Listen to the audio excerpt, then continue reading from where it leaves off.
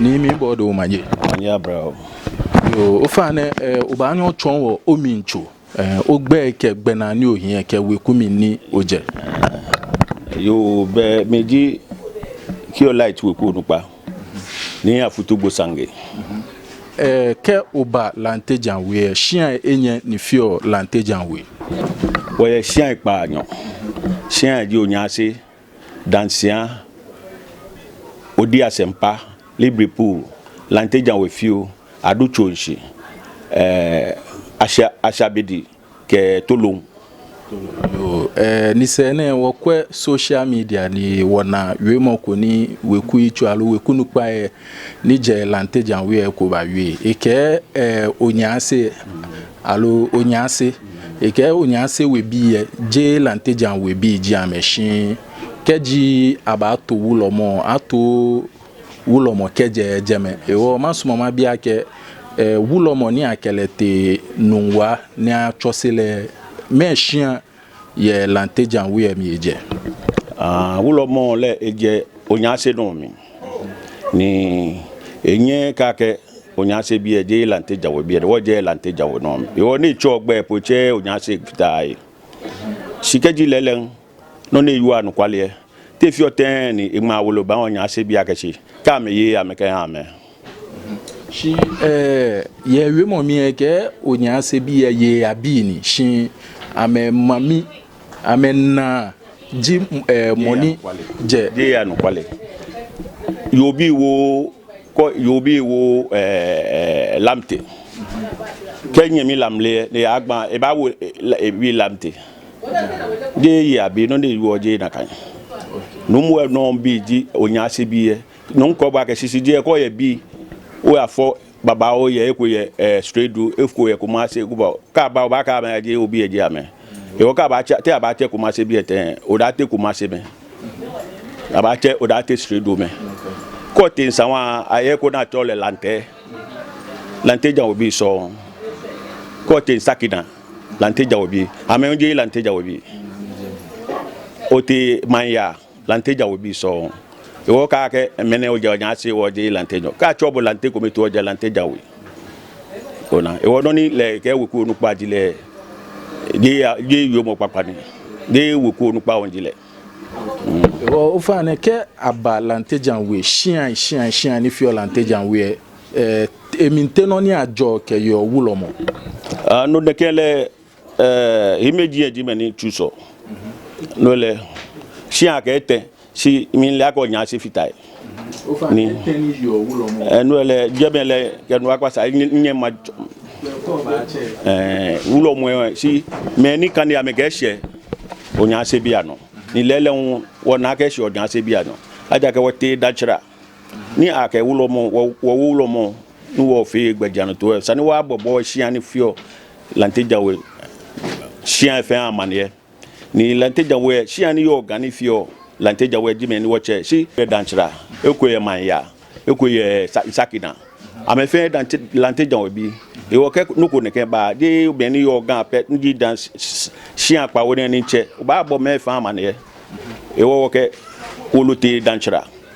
lele ni wo ke te danchira agma eje akesha asma lele ki o laji bi yo ulomo ni danchira bi ele na ma me npa wogbe ona e wo no na fio mo fia mo le akele mo ni chuku eleche ni yo le ake ki o laji bi yo wo masumo ma bi ake keji lantejan we to wulomo ani akele ya nungwa ni e akase wulomo yele lo yeah ke ato wulomo aye ni bi aye ete na chuso abaja kla ya ta do le danchira na kleba ya kwa benya na kleba nwa etene achosio lanteja ma wulo moye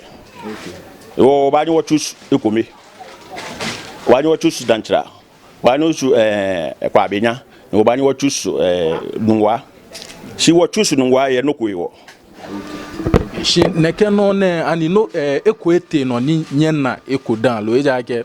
ye wo che wi mo mi wi no ko ake papa nji o eni ji money chose dans tout le money etron ese in the year 1995 ke papa ji money chosele ni ye na ke chose mo mi na ewie aka akelete kwabenya alo danchira alo nungwa mini oyo mo ye no ni yo eji meni ba wo efe se kwolo e ewo abena gbe ka wo dantu e ayegbe pote na ke cho wulo mo ewo na ke si wulo mo efe ni ba wo amena gbe wulo mo kenklen wulo mo eyegbe ewo ayegbe chika wo bo wulo mo ake wulo mo ayegbe na ke abo no e meji ke wo woji ame ni akete ka wo bo pe akaba abo chiko da na wo bo na ke wulo mo ne akogbe chebo se kwelo jibo de wulo mo jibo pako awo dantu wo wulo mo ojogba keje bedi kenklen no te me ni ba fe se kwelo okudantu ne ba lewo na wonu ake wo de nche amoleke ba e wa cholo okudantu chi ha le dantu gbe mini jina kan dantu gbe poten ni ake wo bo keji boji original wulo mo ni je se kwelo jibo no le imeji asande e wo ji asande e wa akaji po ke sho no ka te chumi abana gbe na ka wa akaji po ajaga wo ji asande ayeye police station ake wo ji asande ya court Supreme Court boye wo ji asande wulo mo ke maji acheme yo wo ji asande wulo mo asande wulo mo ni yo current wulo mo ni achosile ye nungwa mini ji egbe achole ni numo odate din the second ne ke gbe ne wulo mo gbe ni alo dantu wulo mo gbe ni alo eshin agbe alo dantu wulo mo gbe egbe na ke chole di lante egbe na ke wule gbe na ngma ngmeshi ake ne wulo mo na ba wo e gbe na ke chele ne ni ewoji amu kamochi ni manche only obede shebe igegbe wapo gbe ke chowo eche asafu ache de na ekwete de gegbe ala gegbe na ji no na gba che wulo mo ni ba ne numbo odate din second ogbe odate din first e bo mo e na ite dan second ba ewo ko kwene ken wi mo na mi fe mini ji jouer mon auto jouer que ton mambi alo gamin fin que nous voit mais que mon fiam moni na ni ken sandine no ni o meji kwen ye wi mo etenko ni ma wi etenji wo kole no ogenu wa no eje nse ma ji onu wa no akelete na chosele ulo mo yele a chonle ni ulo mo yele ni ulo mo yele eje tomo aya school keke a chonle ni bi eten aba chon le pan ka ke pan onu ochichi ka ke achu pan a chon le bona achu pan a chon le bona wo ba da ba chon le fale fi mo banji wulo mo ko ye ni eye wulo mo keke si tafla tekeji seke loko eteshide ba bi wulo mo ke to mo se ba na ke mene wo lo seke lo sisaba o la ke sisaba woji ame chomo ame strot ne ba je ko ye mate si keji wulo mo tashie ke wulo mo no tashie o ba na ke si mo ni ba sisa lo je ma wo lo gbomo adesan wulo mo sa no le ne me fe lojinu na ton la ba ngon ngbe aka ba ngon ngbe ka ngon tu mi ka gbele ogugon me fe ke etabi eni saint ko ba obi e la ke wo ni nge ayu e ba bi agbene no na achon le wo ni a chele sanle le wo gbe ni le chemo ke sani ko dina le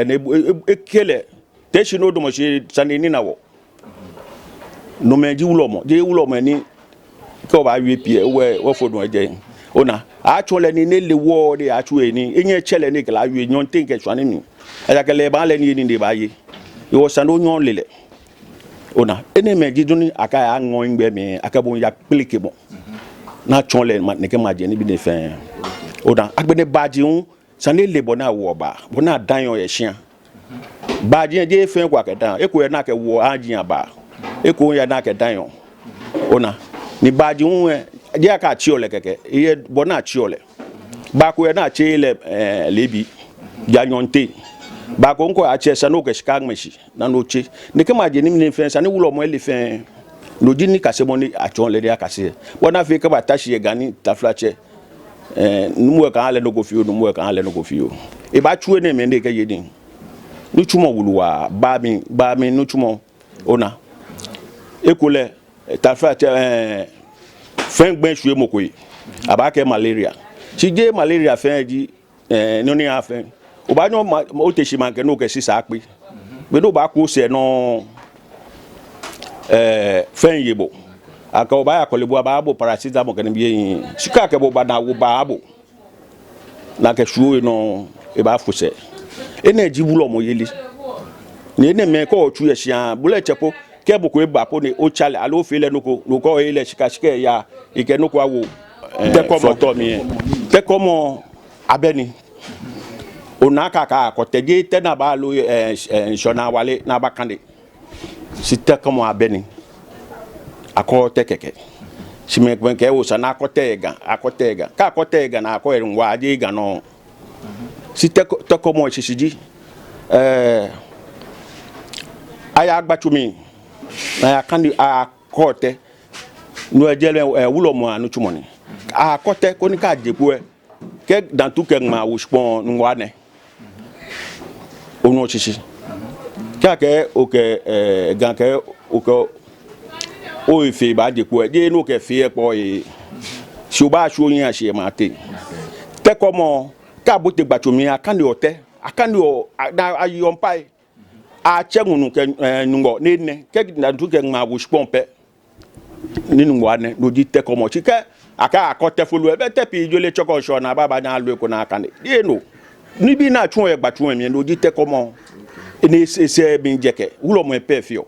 gbatun mi den che aha bo kabo afili che podije wulo mo po ya mi wulo mo ya mi na ma akote ka baba ka akote sino na ya fio ja gba bo a che wale ni ngwane na gbelo yen sho mi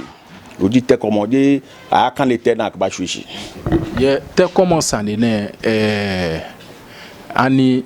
nungwa ni ko te ha dans tout webiye alo nye konye te o moni nye kenye no ya compare ameno ake ani boni wo kane be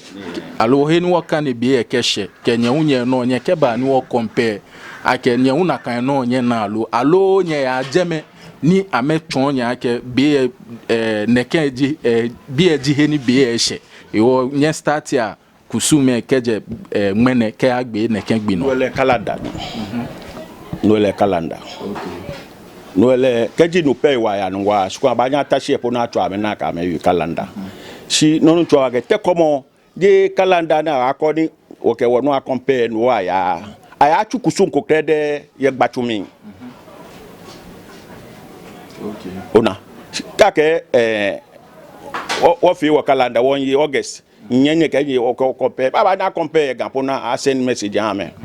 si no na ya tun ye dun mi no ji no ni di titri di te komo ki je no na fi o ya gbo na fi o da le calendar ko no abani wo compare o mi tenoni dans tout webi ya fi o ngwa ma bi sane ko o fane be emintenoni dans tout webi ya fi o ngwa ani ame ya compare o calendar alo ame bote o gbachumi ni aya fi o temo mi ni alo kusum ko ni akele be ke ha afiyeli ya agbachu mi hu ya agbachu mi ka fi kusum agbachu mi atan na kwa ke lele afine ibayi ma gbabo noko ke se bi ne afi kusum ka bote gbatu mi anaka afine ibahi ya me dibi na me fi o gbatu mi oda ka me na ke ibahi e ka me ke date foshi iwo je me date na me gba foshi dan tu ke nungwa ba compare lele ngbe na ke nungwa ba ne mene gbine nungwa ba ne iwo ke wo date ngje ibahi ama me ka me no ba ke lele ne ke bia mi ke wo fi e ba gba wo na afi alo ibahi iwo wo fi le ne ke e ga je ma compare calendar agbene ona sino da ba chu mi la achu mo aya chu ye nungwa alo gan ajo achu ye nungwa achu ye fi ai achu ye fi ai no ba o ba achu ye lo achu mi to ni ogbla ene o han mini ji shamo nikan nungwa ke dans tout webi ate mini ji shramoni kan yete shramole obadina di wo ino obadina wo cheme bi ni obadina me ke shafie before that na ba yo mo den chame ya nungwa ne wo drako no na ma fe jo no na ma fe shi ni obadane wo na ke su lantejan we ke shram nungwa shram lele wo ko wo yo da si wa ke wo imeji ni obadina ne ke de shafie ame ya nungwa ni nunu a fioji wo wole sipako wa naga sma teko mo ke omo yeli plan mo ama pe o na susu oyi yo chakpa mo le eyeche be no ba ni na me fe ame sure bi na me ya nwa na ma yi bi enepo ma yo bi san na susu ni bi ai nli ake no mi wa atu imeji anu tu mo ke ni bi fe ame ya ka me ba dan ame ba now so e gan ake akote ne ke be sha me ya nwa dan ame ba ni noni wo ba na wake beni oko bue oko dantu bue ajenu wato na aba fe ekusun da na fule ere me chon wake silele dantu kenwa oye pa chako alo ti acholete chakpa oye chakpa ko ona o ka me ni bipi o lele ko te jebe do ti ame gbatu emi ka me ni bi emi ni bi ni oje eko me kawo ake eko ye dantu we ona ewo o kame ma chabono na kan no ona nika afie dungwa na afie gan fe gan no ona ni wonye wo ya kwa benya wo ya adanchira ni wo ya nwa le ka afie le na kan no wo mi ji o ye money je tem lo to ye agbene manche wie no kwa ba manche je me nto ma wie manche le ka wo manche pe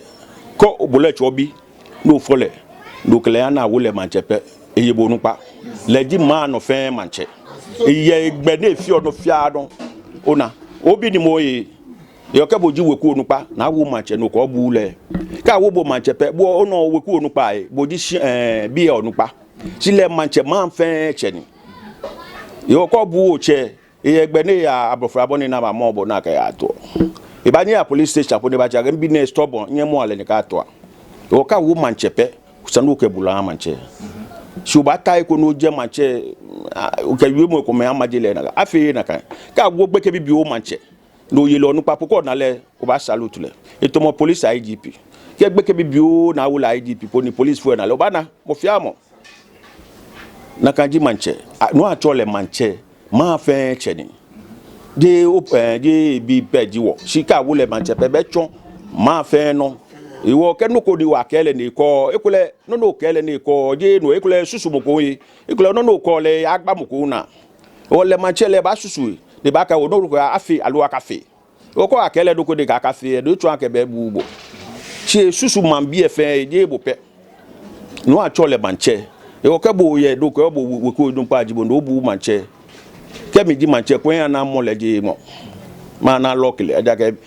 ake o kama okita won ye we ko nu ko kama okita manche a chobo lebi swande ba ke ka chemi lebi mateshi manke mateshi o kama okita ye o ka chebo pe sanu otishi e o ke gbo mo kama okita ne ke wala sha fole do ko bu le ni boji bi onu pa ko bu le o bu oche ni ko bu oche mi no che fi yobo e ba gwa abo o no to ma wi e manche ke di bi na yu e manche agbede na agbe no kura won ji ege ake wo e papa shia na ke wo ya maje ni shia na ke maje afoyiku na ke wo ya woje e papa ngbe na afoyiku wo yin ashisu je wo yin ashisu ni na ke to na ka te etumi ngbe ne ba ta agbo na ni yu ake shia ke wo ya to ko ye papa chu ye wo yin ashisu wo yin se wo se o ba idan ke awo won wa solo ale le ye bu abo oda ni ne fio e chabu igmeyin itomo articulator din elodu cement ne che break many you yin fm ne ba fi ba gbe me fm e wo many pete na ka fio na ka ni e wo ame watch am careful la ga su wo yin ashi ni bi ni wo ba te hie many yin fm ba gbe am twa no man ya ba